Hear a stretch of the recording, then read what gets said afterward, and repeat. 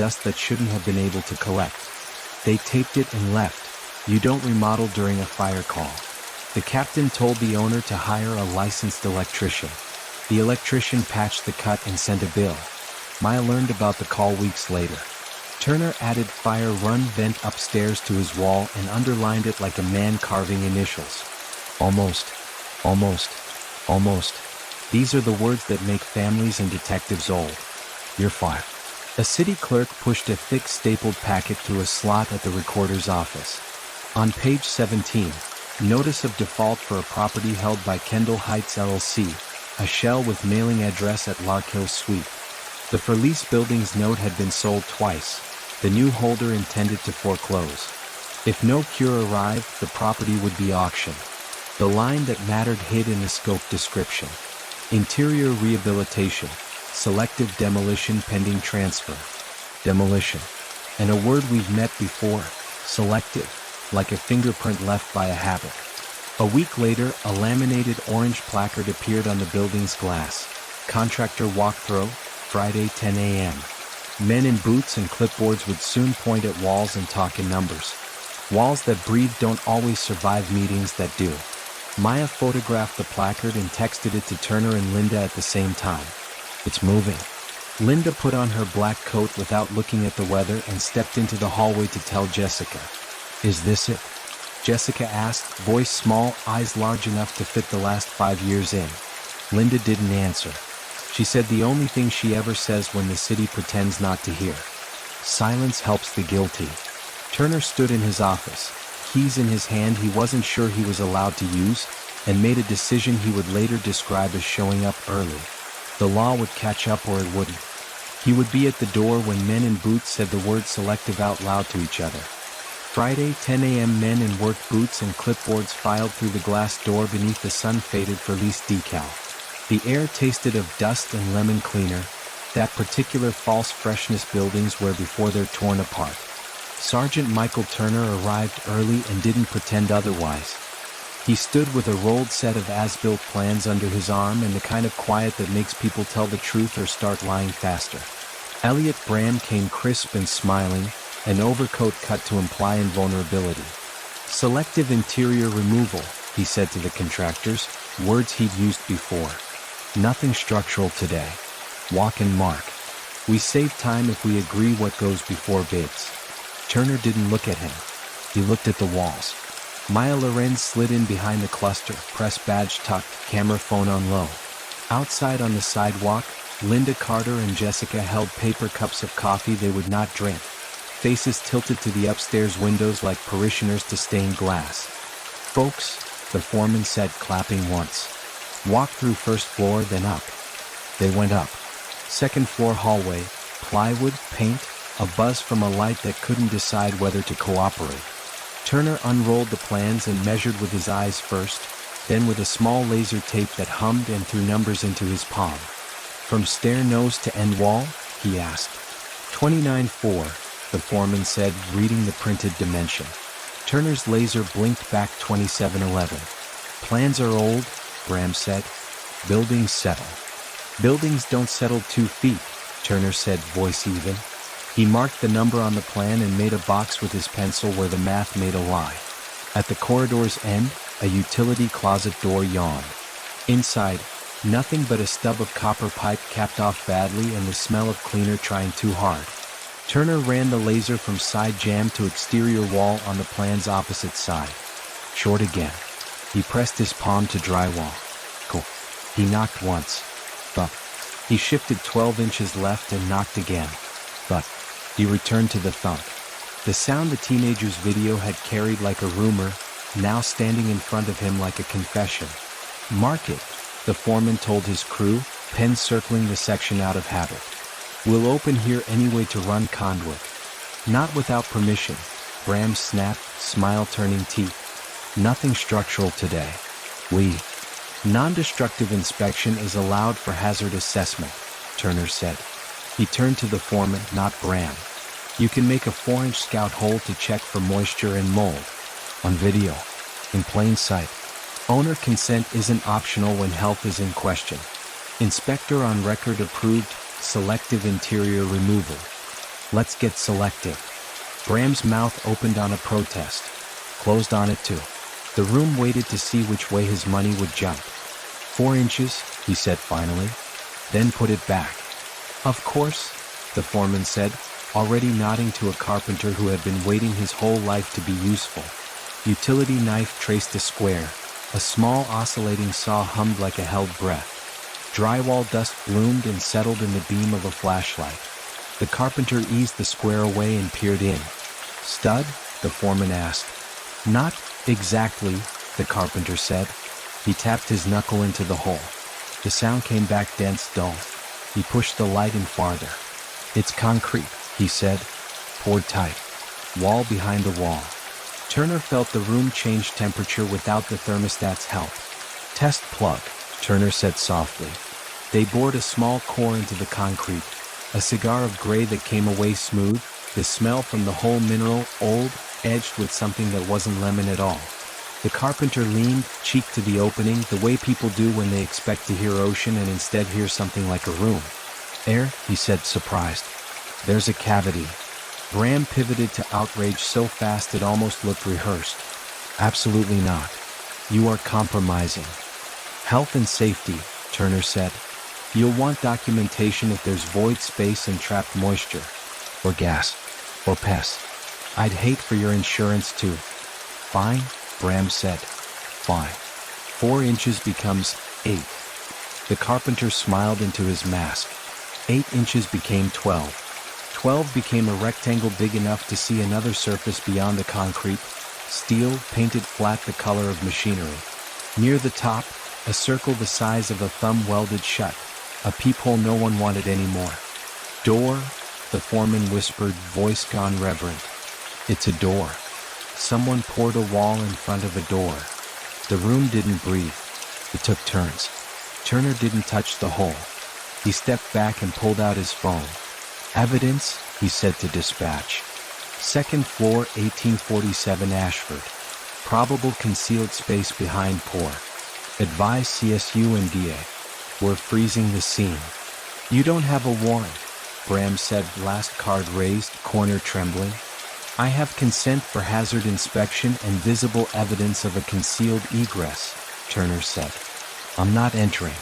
I'm preserving. You'll thank me when you're not indicted for tampering. The foreman raised both hands. My guys are out until you say in. Clock stops. We'll wait downstairs. He meant it. Every man in that hallway felt the spine of the moment. You can tell when a building decides to tell the truth. Floors get quiet. Voices choose their words. Maya lifted her phone a fraction higher, camera catching dust like snow. Down on the sidewalk, Linda saw nothing and felt everything.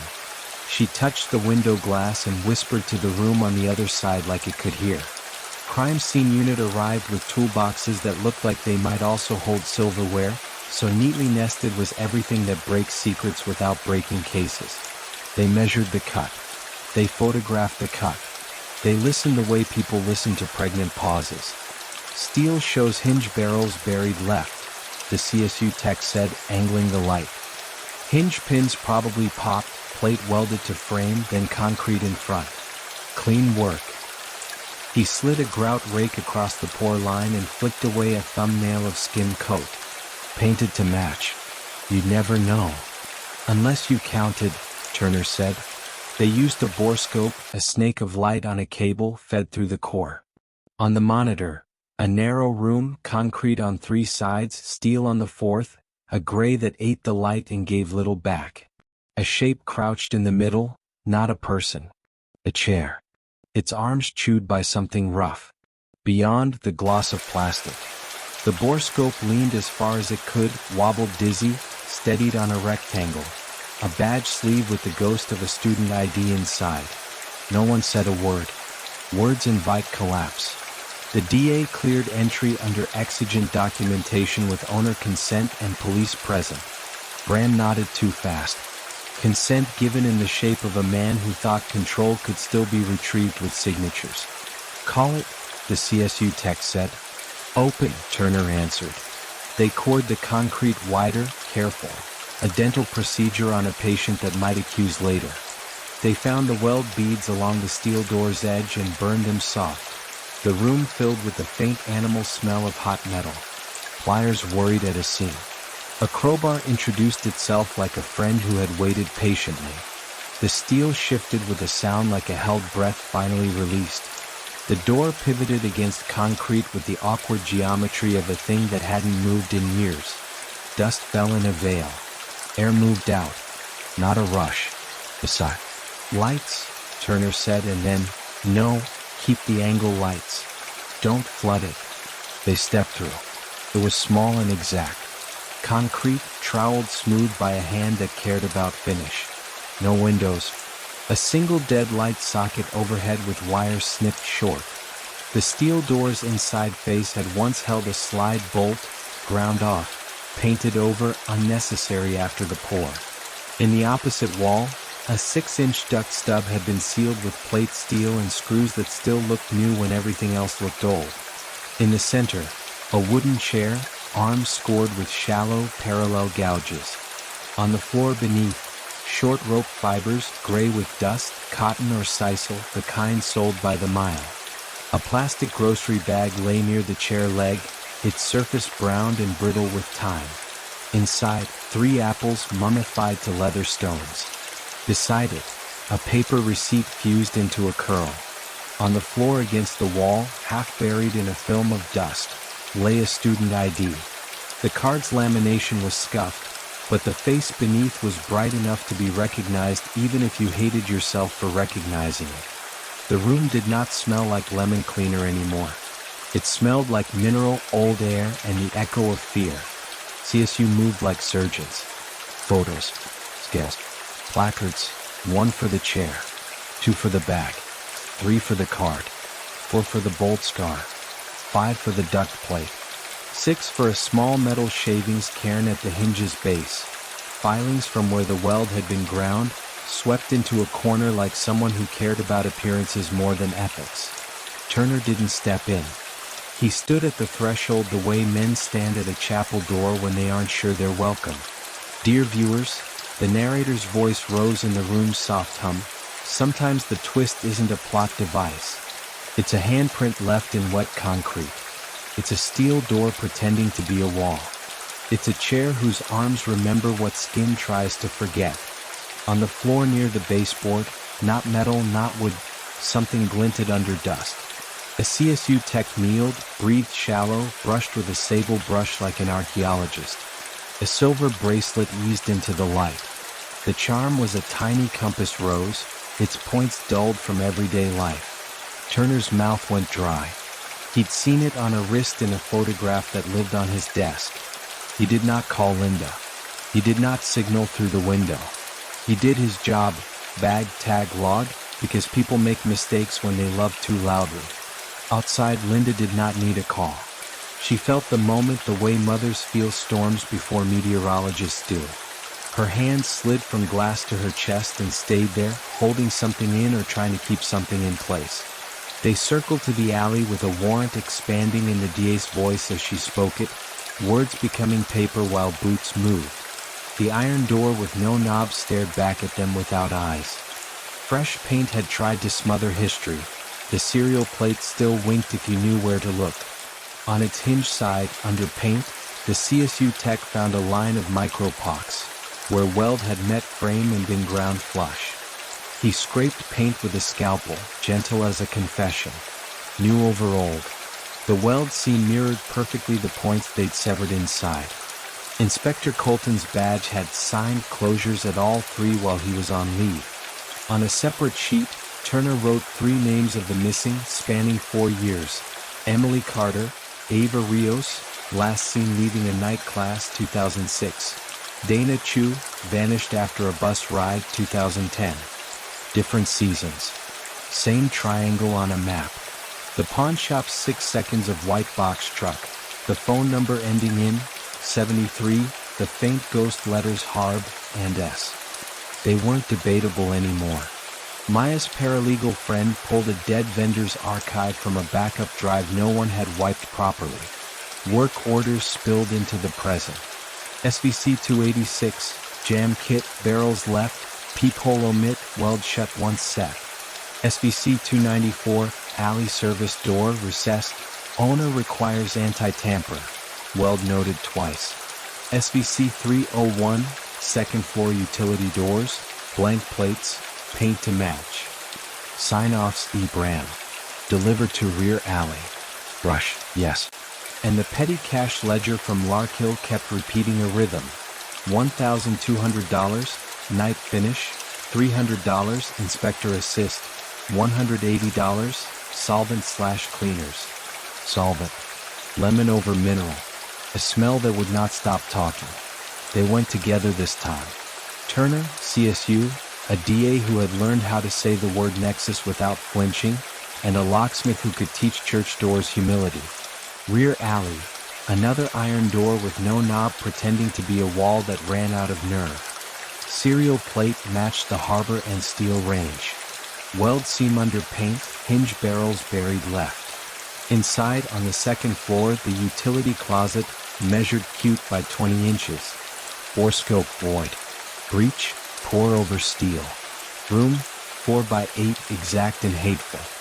A bolt scar in the concrete where a table had once been fixed. A peel of duct tape fossilized to the floor, adhesive long dead. A paperclip bent into a shape that might have been a hook or a prayer. On the sill of the poured wall, beneath dust, a single strand of hair stuck in paint. CSU lifted it like glass.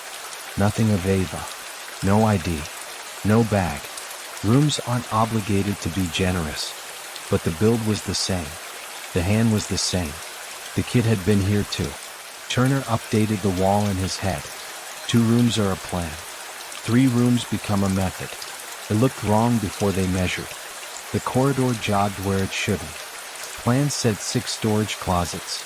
Doors said 5. The missing 6th wasn't an oversight. It was a choice. A scout cut behind a sacrificial section of drywall gave up concrete again. Borescope through the image. Shelf brackets bored into poured wall, now empty. A duct stub sealed like the others. A scrape of metal. The corner of a license plate screwed to concrete for no reason other than someone hadn't wanted it visible in any space but this one. The plate was state issued, dated the year Dana Chu vanished. CSU bagged it. The DA breathed out the word warrant like thanks. The ledger cross-reference tagged a delivery that week, SVC 301. Bram's sign-off rode the bottom of the page like a dare. Maya's blog, which had started as a corner of the station site no one visited, now had comments that said following, and I remember a truck in check 9th and Alder 2, and more than anything, don't stop. A retired parking enforcement officer, the kind of witness who remembers pain by plate number, produced a spiral notebook from 2008. In tidy, relentless handwriting. White cube, partial, 5J73, ticketed for blocking alley at 1847 Ashford the day after Emily vanished. Warning issued because the driver knew someone, the note scribbled, underlined once. Turner closed his eyes and saw the dog walker's maybes turn into memory. He pulled the file for the ticket and found a carbon copy that had slept under another triplicate so long the numbers bled into each other. It was enough. He subpoenaed Harbor and Steele's remaining DMV records through their successor's bankruptcy file.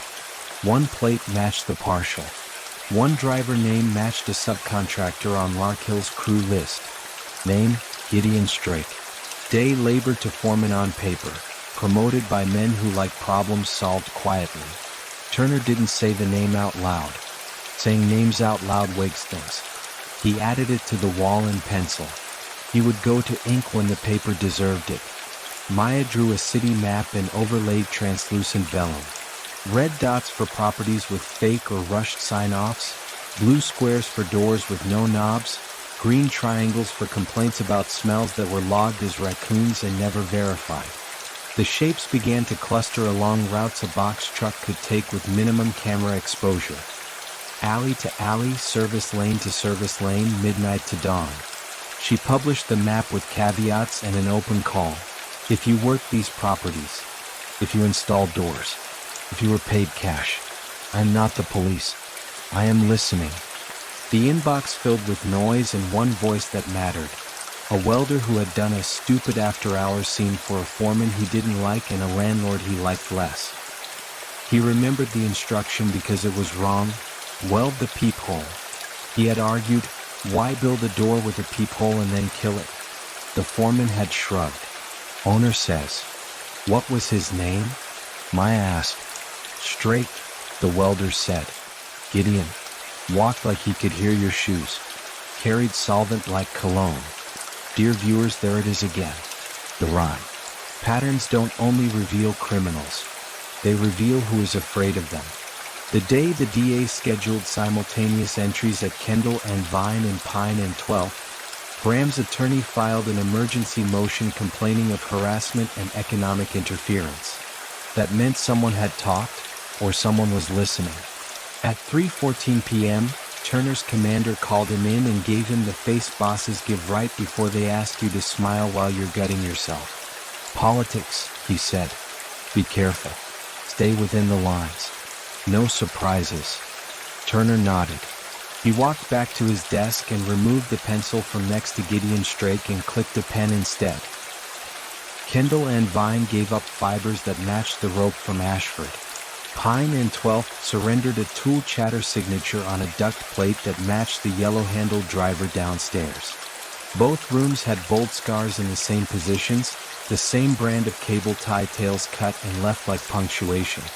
Both rooms had evidence of the same sealant, a brand and batch traceable to a discount lot purchased by Larkhill the week Emily vanished. Maya found the invoice. None of the rooms gave up remains. The work had been fast, efficient, designed to hold and to hide, not to become a tomb. It was a staging habit, a grip, a through line a profiler would one day describe on a chart in a courtroom in a way that would make people forget these places once smelled like cleaner over concrete in fear. Dear viewers, patterns don't close cases. They open doors. And every door you open asks a better question. Who ordered this? Who had keys? Who signed the papers? Who brought the truck, the solvent, the weld? Who needed rooms the city promised not to see? Turner kept the list manageable by refusing to be clever. Graham had motive and means. Strake had hands. Larkhill had money and shells. The fake inspector had a stamp. That made 4 points on a diamond you could put over any of the rooms and watch the geometry hold. He took the diamond to the DA. She took it to a judge. The judge, no longer the one with elegant denials, reread, looked over her glasses and said, "This is cause. Don't make me regret it." The next morning, the Furlice building woke up to a broken padlock on the alley gate and a fresh smear of solvent on the iron door frame. Someone was checking work. Someone was making sure a line stayed uncrossable. CSU swabbed and lifted a partial print that lab software would later compare to a state contractor licensing database with a hit that came back to Gideon Straight. Probable. Not courtroom. Not yet. But the pattern had stopped being shy. Turner called for surveillance on Bram. Not a Hollywood tale, just eyes. He got half of what he asked for because resources loved the loudest crisis, and this case still refused to shout.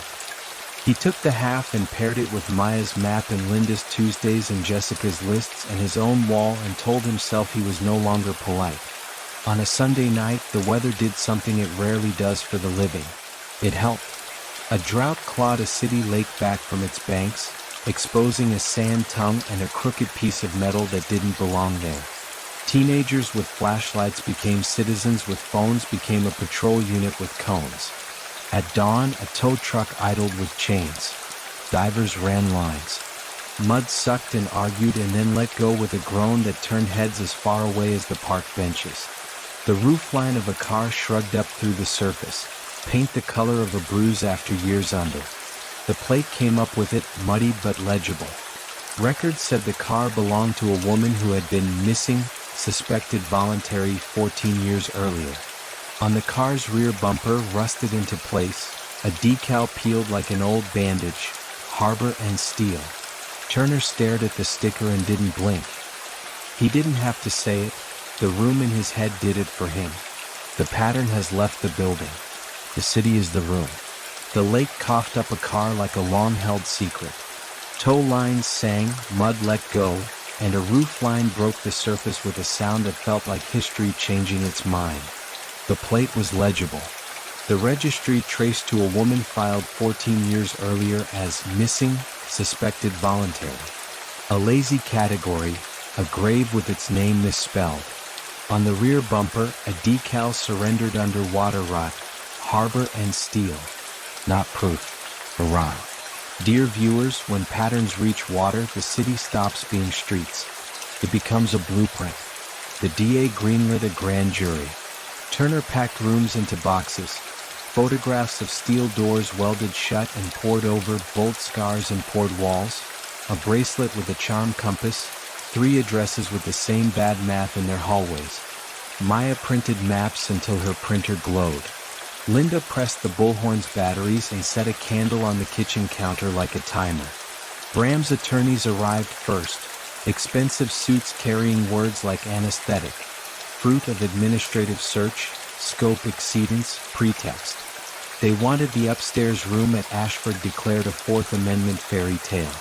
Turner listened without blinking, jaw slack enough not to look like a fist. The DA stood and said what the record could carry. Hazard inspection consent, visible evidence of concealed egress, exigent documentation. No rummaging. No fishing. The breach happened after the law arrived, not before. The door wasn't discovered, it revealed itself. The judge rubbed tired eyes with a thumb and made a face that meant she hated everyone equally. Then, motion to suppress denied as to Ashford's concealed space and derivative evidence. Granted as to any extrapolations beyond scope. A split decision. Enough wind to fill a sail. Enough drag to remind you the ocean owns the boat. Outside, Bram smiled at a camera and told a curated lie. Cooperative owner, city overreach. His coat looked like success. His eyes looked like accounting. At Kendall and Vine, 3 days after the ruling, smoke slithered from a second-story vent at 3:12 a.m. The alarm called the firehouse. The firehouse called the street. Water ate through paint and paint bled into ash. The report would say electrical. The firefighters would say solvent when the reporter wasn't recording, their noses doing a job their logs could not. Sisu swabbed the hinge, nothing but the smudge of a glove. A camera 2 blocks down caught a hooded figure carrying a cheap red gas can that any lawyer could call a toolkit for yard work. The plate on the idling pickup was mud. The back window carried a sticker's pale shadow where a logo used to be. You could feel the city shrug. You could also feel it look over its shoulder. Grand juries aren't for TV. They're rooms that sweat and wait while someone reads a life into the record. The DA showed photos of the rooms. She showed diagrams, ledgers, timestamps. She said selective interior removal until the phrase lost shape and found meaning again. She kept it human. The bracelet, the apples turned to leather, a bolt hole that drank battery light and stayed empty. Jurors nodded. One scratched at a lottery ticket logo on his pen with a thumbnail until the gold flaked off. They asked about bodies. They asked about screams. They asked if this could have been a panic room. No power, the DA said. No exit you can open from inside. These rooms were built to keep, not to protect. They returned a true bill for tampering with evidence, fraudulent filings, obstruction, paper crimes that hold a door open while the big ones get ready. They no-billed anything that smelled like murder. You don't convict a room. You convict a man. They wanted the man to walk into view. Turner took the papers like a man collects rain, grateful, unsatisfied, still thirsty. The city pushed back with a softness sharp enough to cut. Budgets tightened. Overtime evaporated. A review committee announced itself like a sedative. A whisper campaign sprouted. Overzealous sergeant, blogger reporter, grieving family keeping the pain alive. The old trick, make the truth the unreasonable one. Maya doubled down. She wrote in paragraphs you could cut on. She published the map with the dots and squares and triangles, and she annotated each with a sentence you couldn't unread. Door with no knob, welded from outside, permit signed by a man on sick leave. Comments stopped being cruel and started being useful. I welded here. My dad installed a door like that. Check the warehouse on Alder. Bram's guy tipped cash. Name was Gid. Linda didn't ask permission. She booked herself. Morning shows. Local. Regional. She looked into the lens and said her line, the one that turned air to glass. Silence helps the guilty. She said it calmly, with the authority of someone who had lost patience with weather. This isn't against the city, she added. It's a request to the city, help us not be quiet. Phones lit. Not all of them inside City Hall. The name had lived in pencil on Turner's wall long enough. In time. Gideon Strake had a contractor's license you could lose in a glove box and 2 priors that made him sound like a person who solved problems with heat. He owned a storage unit in a row that all looked the same from the outside and all told different stories inside. A warrant opened it at 6:07 a.m. on a Thursday that pretended to be ordinary. Inside, a harbor and steel apron folded like ritual. A yellow-handled driver with a bit whose chipped chatter matched the duct plates that had been sealed in rooms no one was supposed to find. A ring of keys labeled in cheap metal stamps, K&V, P12, an envelope of petty cash receipts from the Larkhill days, each a thin confession. A hand sketch, a rectangle labeled closet with an arrow, pour here. Turner photographed before he touched. CSU bagged like they were decanting ghosts. He stood in the metal hallway and felt the unit's cool air on his knuckles like the breath of rooms paved over. Across from them, the roll-up door of Unit 314 rattled. A flick. The chemical smell arrived first, then flame. Sprinklers stitched water into the hallway with the urgency of 1,000 clear tongues. A box shoved out under smoke hit Turner's boot. The Sharpie on its side bled into illegibility except for 2 words that shrugged off the flood. Work orders. He dragged it clear and kicked 314's door while a uniform hit the pull station. By the time the lock surrendered, fire had turned records into consequences. But one accordion file inside work orders survived enough to be read when paper dried. Dates, addresses, signatures that wanted to be invisible and weren't. At the bottom, one sheet that didn't match the old paper's age, edges crisp. Selective demo, 9th and Alder, Monday 9 a.m. Occupant, daycare, vacant for remodel. Vacant this week. Children back next. Turner's throat closed and reopened on a word that endangered his modesty. Now. He drove the copy across town and slapped it on the DA's desk like a warrant that had found its own ink.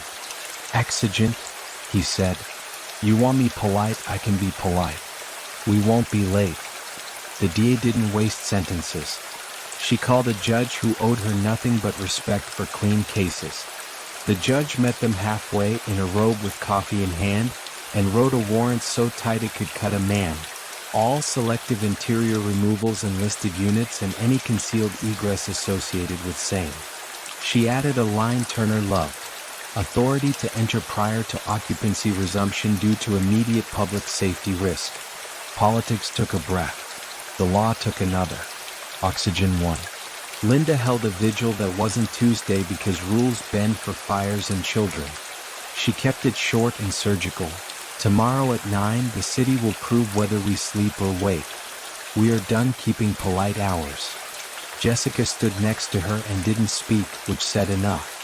Maya scheduled live hits at 00:15:30 with a graphic that made rooms look like rooms instead of rumors. She overlaid addresses and threaded the through line out loud. Harbor and Steel, Larkhill, Bram, Strake, stamped closures, poured closets. She said Emily's name and Ava's and Dana's, and then she said, and the unnamed. The camera blinked and became an eye. Turner didn't sleep. He drove past 9th and Alder twice. The building wore a closed for renovation sign that read like a lullaby. He put a patrol on it anyway. He sat on Ashford and listened to the building breathe because old habits are how you keep faith with yourself. At 4:11 a.m., his phone buzzed. A text from surveillance, Strake on the move, rail yard. He answered with a pin drop and a single word, hold. You don't spook a man into fire. You let him walk to the place where a handcuff feels like gravity and not theater. 7:59 Monday. The daycare remodel crew stood with hands in pockets like men at a baptism who weren't sure they believed. The DA arrived in a vest that said who she was in bright letters meant to be read by the cowardly. Maya set up across the street with a camera on sticks. Linda stood 40 feet off with a candle in broad daylight because rituals change nothing and help everything. Turner unrolled the plan, set the laser, and aimed at a wall that measured wrong by heart even before numbers spoke. The foreman drew the rectangle. The oscillating saw buzzed. The concrete plug came out. The borescope blinked. The void looked back. He didn't say "I told you." He said, "Mark the hinges." Behind him, a radio crackled, "We have Gideon Strake at the rail yard. He's running." Turner didn't turn. "Do not lose him," he said, and then to the concrete, "Open." The bit. The steel whispered. The wall made the sound rooms make when they run out of excuses. On the inside face at ankle height, where dust had settled and been left undisturbed for years, a shoe print waited, a sneaker tread with a chip missing from the outer edge. CSU photographed it. A tech made a noise that was almost a laugh and almost a sob. "This is fresh," she said. "Within weeks. Months at most." Across town, a patrolman's voice, breath like running. Suspect Strake on foot, moving along track 3, asphalt, then gravel, then a clatter of something metal. He dropped a ring of keys. The radio hissed. "We have him. We have him." Turner pressed his palm to the new room's edge and felt air on his skin that hadn't touched a living person in too long. Outside, Linda's candle guttered in daylight and did not go out. The new room at 9th and Alder coughed up air that hadn't touched lungs in months. On the floor, a cable-tied tail cut clean at an angle, a discarded glove, nitro, powdered, a smear of something that wasn't rust or dust, skin oil, Sisu said later, fresh enough to be worth our time. And on the threshold dust, crisp as a signature, a sneaker tread with a chip missing from the outside lug. Across town at the rail yard, Gideon Strake ran out of rails and out of ground. He dropped a ring of keys and learned, the hard way, what gravity feels like when it arrives with handcuffs. Dear viewers, rooms don't talk. People do. But rooms can make people talk. Turner let Strake breathe in the silence first. No raised voice, no moral theater. A paper cup of water. A room with a table that had seen better days. "You know why you're here," Turner said. "Do I?"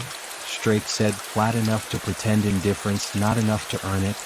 Turner slid photos across the table in the way you slide a family album to a reluctant relative. The steel door from Ashford, Wells ground flush. The poured wall behind it. The chair with gouged arms. The bracelet with a compass rose. The license plate screwed to concrete at Pine and 12th. The void at Kendall and Vine. The sneaker tread at 9th and Alder. Strake didn't flinch at rooms. He flinched at the driver bit, the one with a chipped tooth that chattered a distinctive notch into duct plate screws. CSU had already matched the chatter to plates across the rooms and to the yellow-handled driver from his storage unit. Turner let the silence pour like concrete. "Lawyer," Strake said, as if the word could turn the table into a wall. "Of course," Turner said and stood. He collected the photos with the same care he'd lay out evidence in a courtroom. "We'll talk later." He would, not because the law let him bully, but because time does. And because there are two kinds of men in interrogation rooms. Those who need to be believed and those who need to be seen. Strake was the second. The rooms had hidden his work too well. He had spent years walking away from masterpieces no one was allowed to admire. 2 days later, the late car answered a question the city should have asked when it stamped suspected voluntary and filed it away. Inside the silt-gray cabin, divers recovered human remains and a purse with Ava Rios's driver's license sealed by time. Dental confirmation turned a pattern into a charge. The DA amended indictments. Tampering, obstruction, fraud, unlawful imprisonment, kidnapping, felony murder and the death of Ava Rios, predicated on confinement and disposal. Bram's lawyers filed flight after motion, pages dressed as arguments. The judge read, reread, and began to look less like a traffic cop and more like a historian weighing competing accounts of the same ugly decade. With counsel present, Strake tried on a narrative and then another. He just installed doors. He just did what the work orders said. He didn't pour. He didn't weld. He didn't know. Turner didn't shove. He asked, "Who wrote weld shut once set on the harbor and steel order?" he said, placing Bram's scanned confirmation under Strake's fingers. "Not me." "Who stamped closures with a sick inspector's badge?" asked the city. "Who hired the temp inspector that wasn't?" Strake held his breath. Holding breath is a confession rehearsing. Turner put down the petty cash ledger. $1,200, night finish, $300, inspect assist, $180, solvent/cleaners. Then the apron with Harbor's logo. Then the keys stamped KNV, P12A. "You brought the kit," Turner said, still soft. "You signed for the drops. You carried the solvent. You wore the apron. You chipped the driver bit. You welded the peepholes. Bram wrote the checks. But you closed the doors." Strake stared at the water in his cup like it might hold a peephole of its own. "Bram," he began, then swallowed the name back down. "I want a deal." "Tell the truth," the DA said. "All of it. Names, dates, who held keys, who ordered what, how many rooms, where the dump sites are. Give us the map. We'll talk." Strake looked at the photos again. Not at the rooms. At the bracelet. He tapped it once because cruelty has a ritual, then looked away because even cruelty gets tired. He talked. Strake's story bent but didn't break. He supervised at night. Bram wanted stabilization. Rooms that wouldn't echo, roofs that wouldn't leak, walls that wouldn't ask questions. Strake hired cheap welders to blank peepholes and day labor to hang the drywall over concrete pours that another crew placed and smoothed to spec. He signed for harbor and steel deliveries in alleys under sodium lights. He used fake stamps pushed through a pipeline Bram opened at building and safety with what Strake called donations. "Why rooms?" Turner asked. Not a trap. A genuine question. Strake stared at the table grain like it was a path he could walk back down and not fall. "Because people are loud," he said finally. "And sometimes you need quiet." Dear viewers, there it is. Not an origin story. A mission statement. He named 4 properties with rooms. The 3 they knew. A 4th at Alder and 3rd, long since remodeled. Tenants moved in and out. Nobody noticing a corridor 2 feet short where kids pressed art projects against a wall that hid a sealed steel face like a throat behind a scar. Who went into those rooms?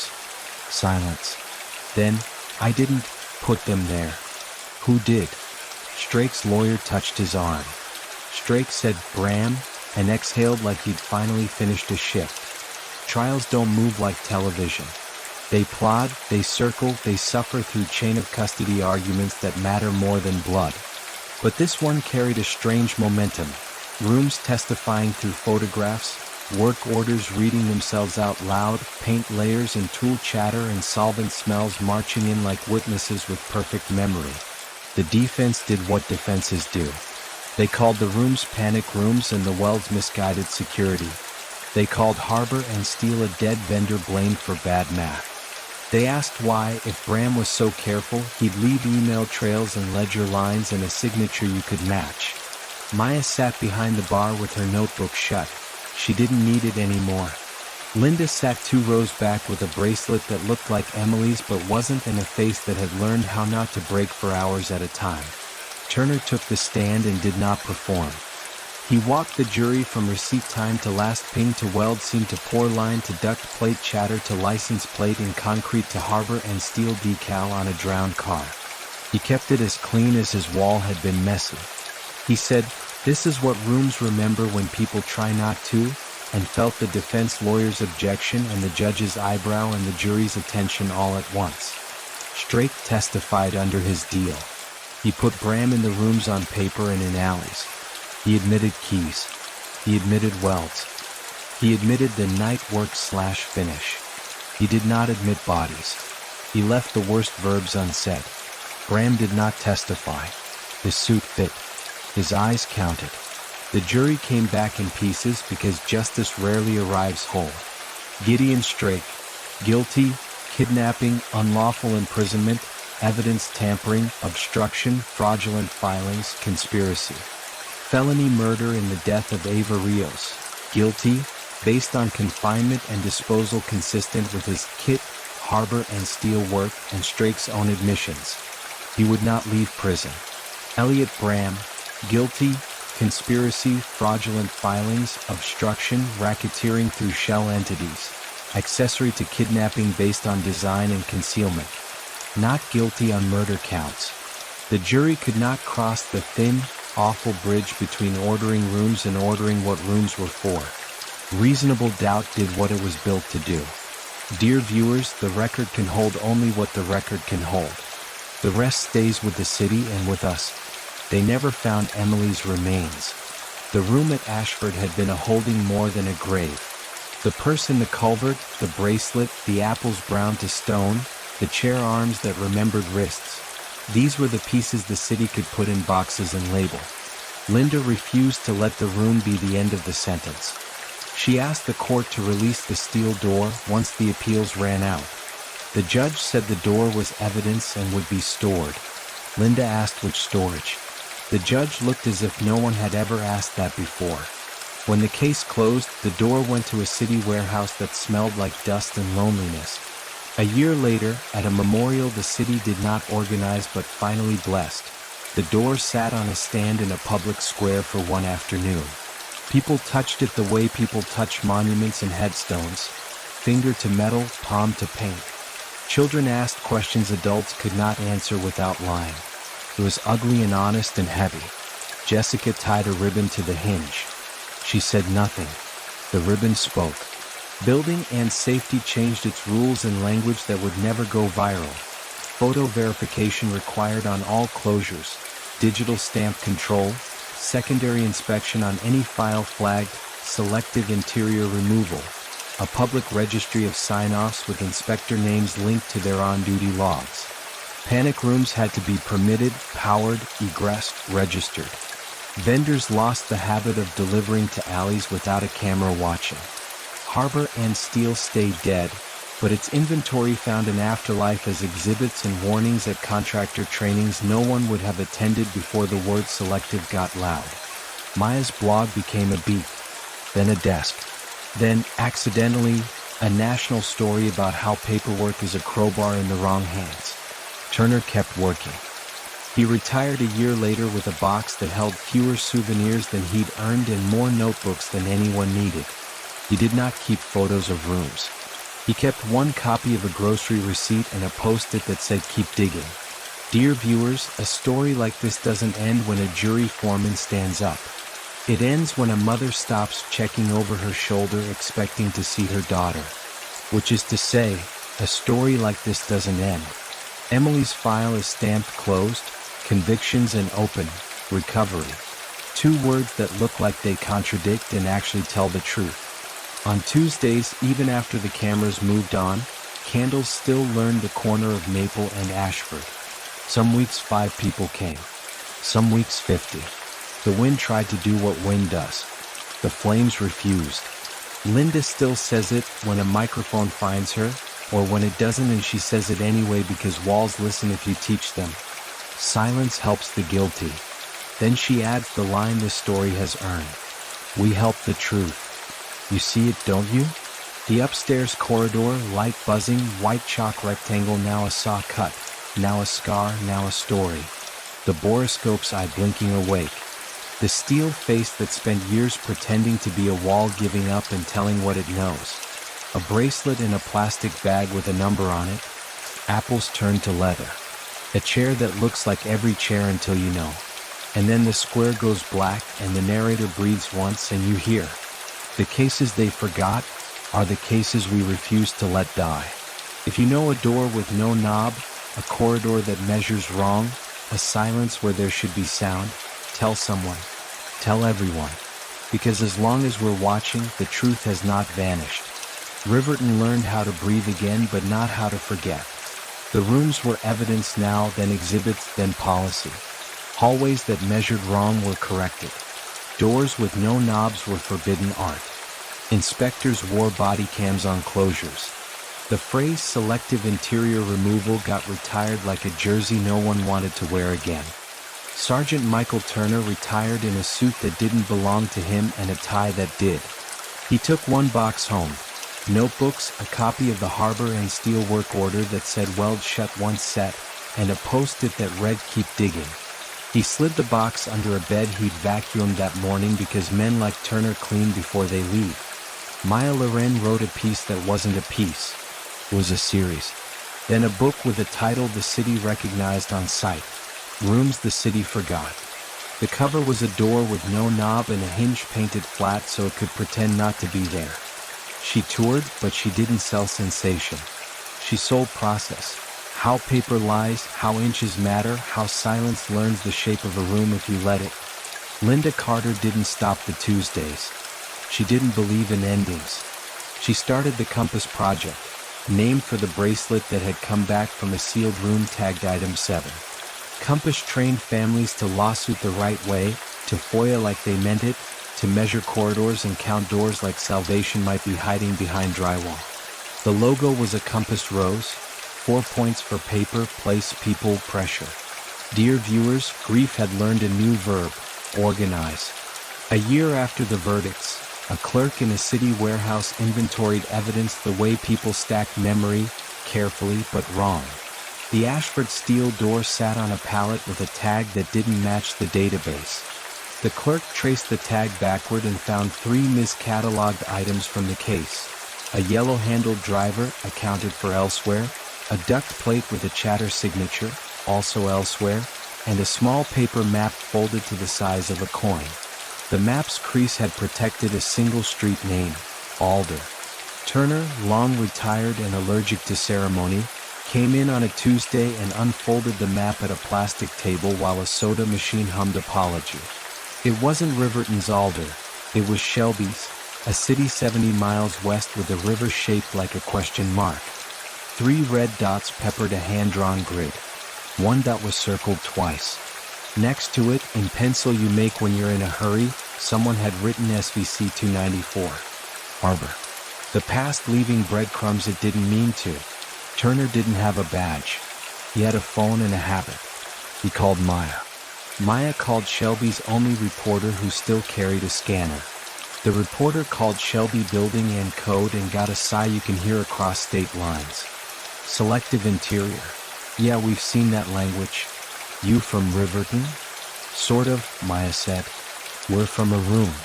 Shelby's Alder and 5th wore brick like the last century and a for lease sign like this one.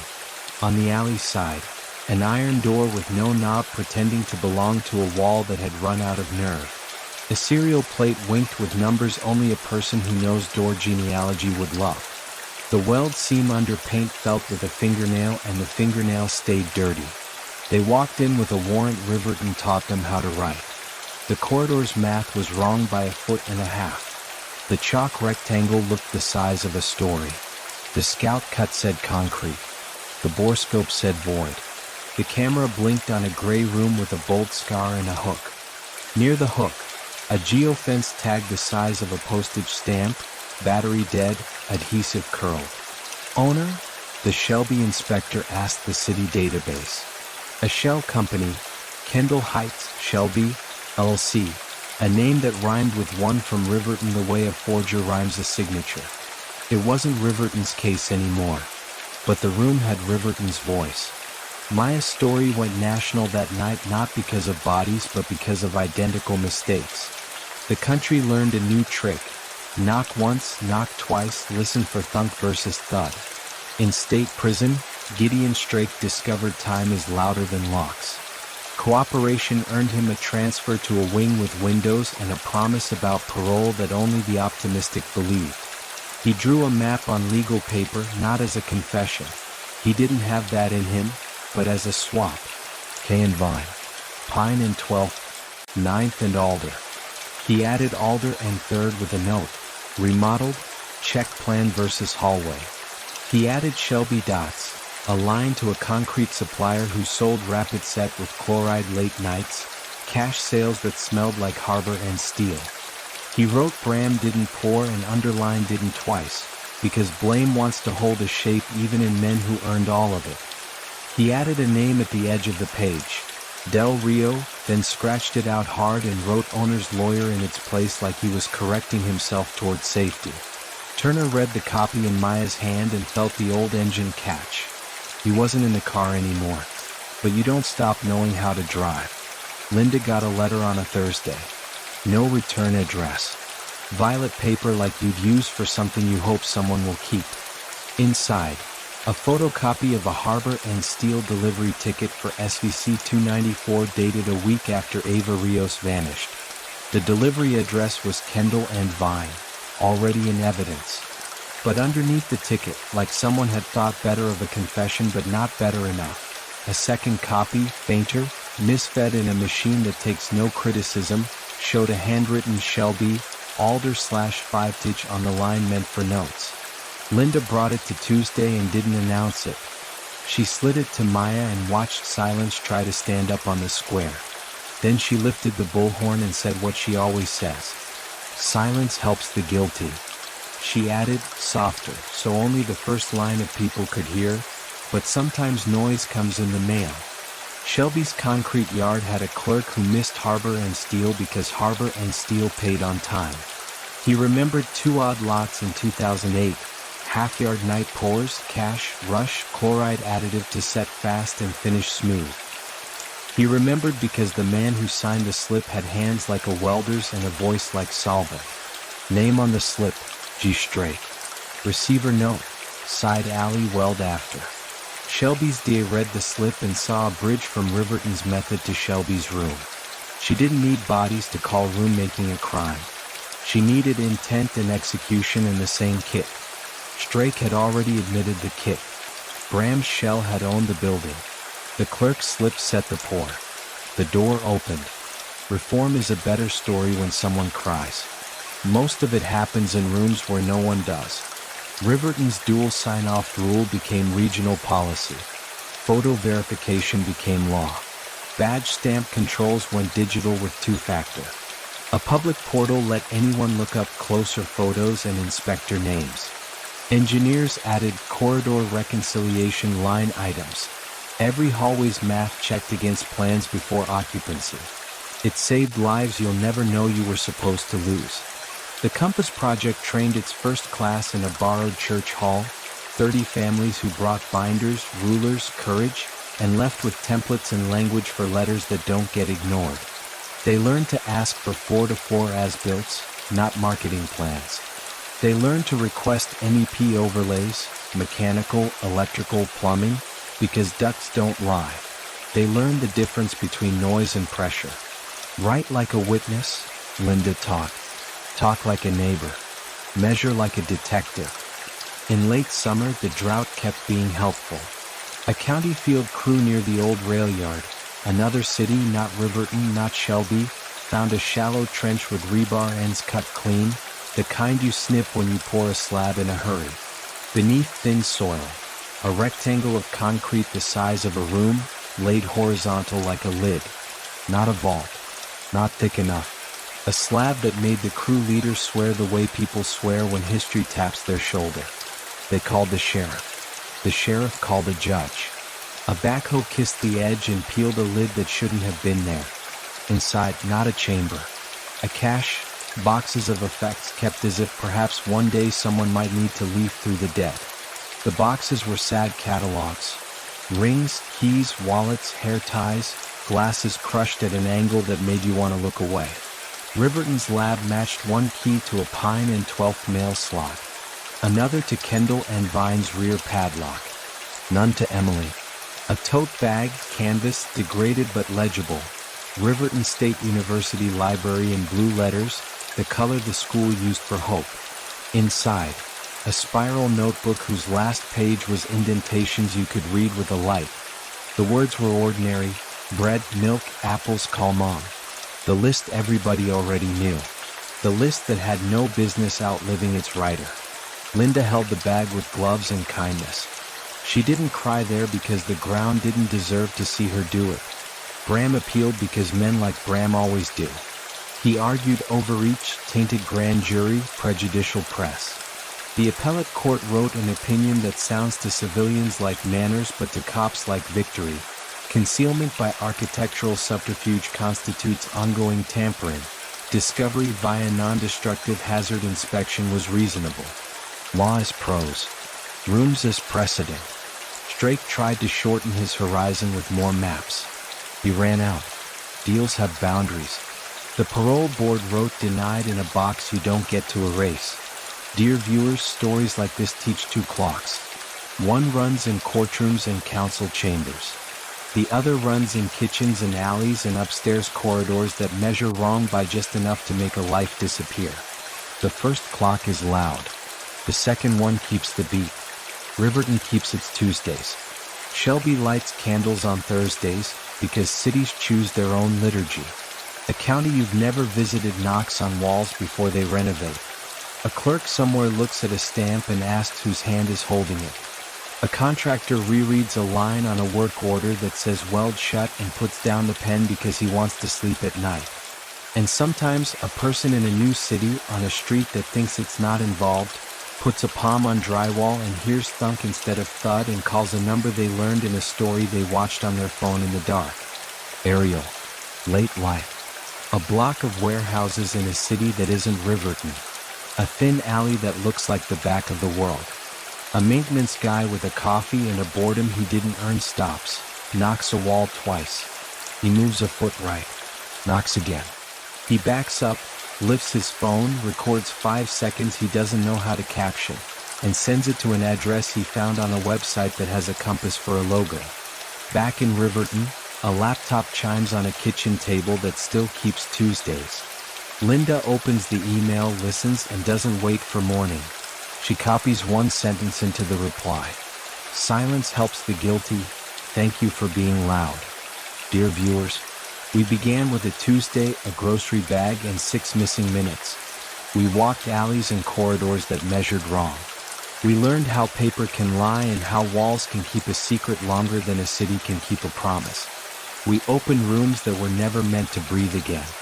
And now, we end where every true story should end, not with certainty but with responsibility. Emily's case did not close because of luck. It moved because people refused to be quiet. A mother who would not lower her voice. A detective who kept counting inches. A reporter who filed one more request. Volunteers who showed up on Tuesdays. You watched, you listened, you learned the sound of thunk versus thud. Silence helps the guilty. You know the rest now, we help the truth. Paper. Files aren't facts, they're claims. Stamps can be borrowed. Signatures can be staged. Always ask who stamped, when and why. Place. The city is a blueprint. Corridors tell stories. Doors without knobs tell louder ones. The map remembers what people forget. People. Patterns are made by hands. Whoever orders, welds, pays, stamps, someone decided. Name the hands and you name the crime. Pressure. Vigils, emails, public comments, FOIAs, screenshots, measuring tapes. None of it is dramatic. All of it is force. Notice and report. A corridor that seems short. An iron door with no knob. A utility closet, added on paper but not in reality. If something feels off at a public-facing space, report it to local code enforcement or non-emergency police. If you witness an imminent danger or a violent act, call 911 in the U.S., your local emergency number elsewhere. Do not trespass, break locks, or enter unsafe structures. Curiosity is not a warrant. Safety first. Document, don't guess. Photograph publicly visible anomalies from public spaces. Note date, time, address, and what exactly is wrong. Hallway measures 18 short versus plans posted on site. Sealed door with welded hinges visible from alley. Facts travel farther than theories. Amplify missing persons responsibly. Share posters from official sources, local police, NAMUS in the U.S., National Missing Person Registries in your country. Keep names, dates, and case numbers intact. Don't dilute with speculation. Use the 4 points: paper, place, people, pressure. Ask for inspection photos, not just stamps, paper. Compare posted plans to what exists, place. Record contractor names, shells, and who signs for deliveries, people. Keep polite pressure on officials with consistent, documented follow-ups, pressure. Support the work. If a vetted local group is helping families, like our fictional Compass project in this story, consider donating time, printer ink, envelopes, measuring tapes. Volunteer hours often matter more than money. In the comments below, answer one of these and keep it focused. What detail changed the case for you? The welded peepholes? The selective interior removal stamp? The corridor map? What should every city require tomorrow to prevent rooms like these? Do you know a location, public-facing, visible from a sidewalk, where a door with no knob or short corridor has bothered you? Share city plus intersection only, no doxing, no private addresses, and we'll pass credible notes to local authorities. Your comments aren't engagement, they're leads. They also teach the algorithm to send this story to someone who needs it. Missing person right now? Call 911 US/ your local emergency number first. Then contact your local police missing persons unit and your national registry, e.g., NAMUS in the US. You have a credible tip? Share it with law enforcement and the family's official contact listed on their poster. Keep screenshots, times, and exact wording. Truth is timestamped. We keep the Tuesdays not because candles solve anything, but because they keep time until the city does. If you light one tonight, do it for Emily and for every name that never made the crawl at 6 and 11. Do it for the places that remember. And if you don't have a candle, tell someone what you learned here. That's a light too. The cases they forgot. Silence helps the guilty. We help the truth. If this story mattered to you, be loud for the truth. Like, subscribe, and share this video. Drop your theory or your city's reform idea below. And if you know a corridor that measures wrong, a door with no knob, a paper stamp that doesn't match the day, tell someone. Tell everyone. As long as we're watching, the truth has not vanished.